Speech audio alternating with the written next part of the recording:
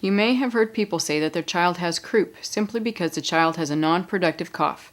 However, the term croup actually refers to a group of specific conditions involving inflammation of the upper airway.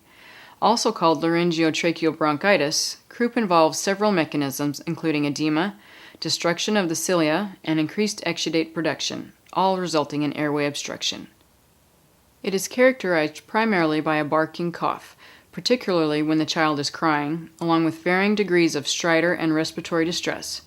Most croup is caused by viruses, such as the parainfluenza virus, which accounts for most cases. Adenovirus. And similar symptoms are occasionally caused by bacterial infections and allergic reactions. Most children with viral croup are between the ages of 3 months and 5 years, with symptoms most severe in children younger than 3 years of age. This is due to the smaller diameter of the airways in younger children, causing a significantly greater narrowing with edema and inflammation. Croup is seasonal, most often occurring during the winter months and early spring when the viruses that usually cause it peak. The incubation period varies with the virus causing the croup. With parainfluenza virus, it's usually 3 to 5 days. Many of the children exposed to the viruses that cause croup will not get croup, but will instead have symptoms of an upper respiratory condition. Often, viral croup is mild and can be treated at home, but can also be severe and even life-threatening. Children who are born prematurely or have a history of chronic lung diseases such as asthma are more likely to develop more severe symptoms of croup and may require hospitalization.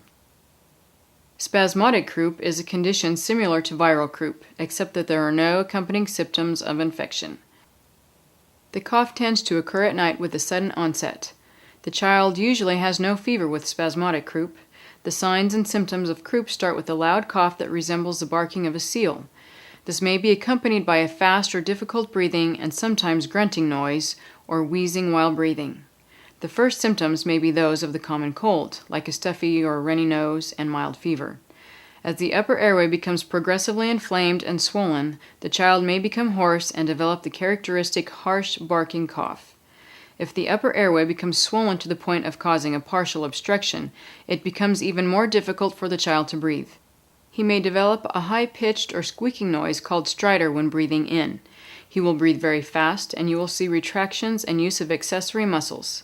If the child is hypoxic, he will look pale or bluish around the mouth and mucous membranes. Symptoms of croup are often worse at night or when the child is upset or crying. The infections that cause croup can also result in inflammation further down the airway, including the bronchi and the lungs. The symptoms of croup generally peak 2 to 3 days after the symptoms of infection start. Croup caused by a viral infection typically lasts less than a week. Diagnosis of croup is based on the characteristic barking cough and stridor. The child will also be checked for fever, cold symptoms, or a history of recent viral illness, as well as prior history of croup or recurrent upper airway problems. If the condition is severe and slow to respond to treatment, a neck X-ray may be done to rule out any other reasons for the problem, such as a foreign object lodged in the throat or epiglottis. A typical finding on an X-ray of a child with croup is the steeple sign, where the top of the airway narrows to a point. Most cases of viral croup are mild and can be treated by the parents at home. Having the child breathe in cool, moist air through his mouth might be effective in relieving a croup attack. One way to humidify the air is by using a cool mist humidifier. Another method is to create a mist in the bathroom with hot shower steam, then have the child sit in the bathroom for 10 minutes. Although this is a warm mist, it can still be helpful. The parent can cuddle the child and perhaps read a favorite story to help calm him. During cooler months, taking the child outside for a few minutes can provide a relief as the cool air can shrink the swollen airway tissues. Depending on the climate, parents might also have the option of driving the child around with the vehicle windows down to bring in cool air. When a child has croup, the parent should plan to sleep overnight in the same room to provide close observation. If the parents are unable to relieve the croupy cough and tachypnea at home, they should notify the child's primary care provider or seek medical attention as soon as possible. Sometimes a child with croup will be hospitalized for treatment and observation. Medications such as epinephrine or corticosteroids may be given to reduce swelling in the upper airways. You can expect that the child will be on oxygen and placed in a cool mist tent. You'll infuse IV fluids and monitor intake and output carefully. The child will be on a cardiorespiratory monitor and a pulse oximeter. It is important to organize your care to promote periods of rest and to provide a quiet and restful environment. Observe for signs of respiratory distress or respiratory failure, such as cyanosis, tachypnea, agitation, fatigue, increased severity of stridor, use of accessory muscles, a rising arterial PCO2, a low PO2, and acidosis. Most children recover from croup with no complications. Others develop ear infections or pneumonia, but croup rarely causes any long-term complications.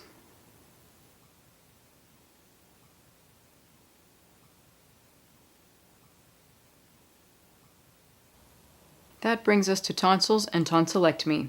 The tonsils are two masses of lymphatic tissue located on either side of the throat, embedded in a pocket at the side of the palate.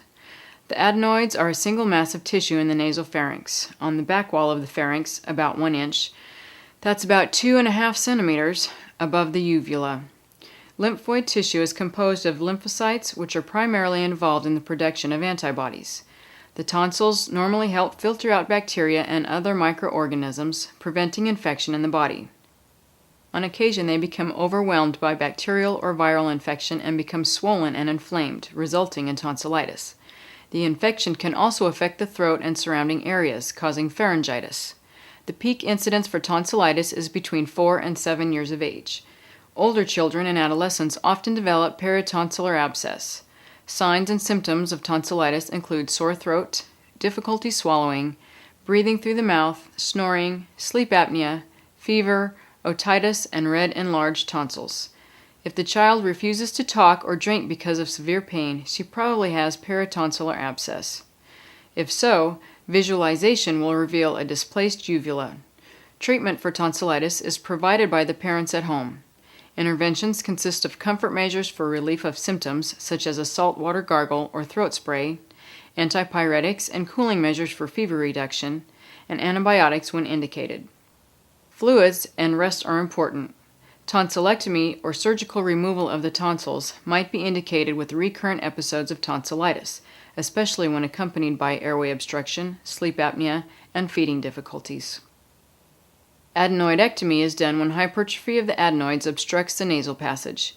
It is important to remember that surgery, no matter how common or simple the procedure, is often frightening for both the child and parent.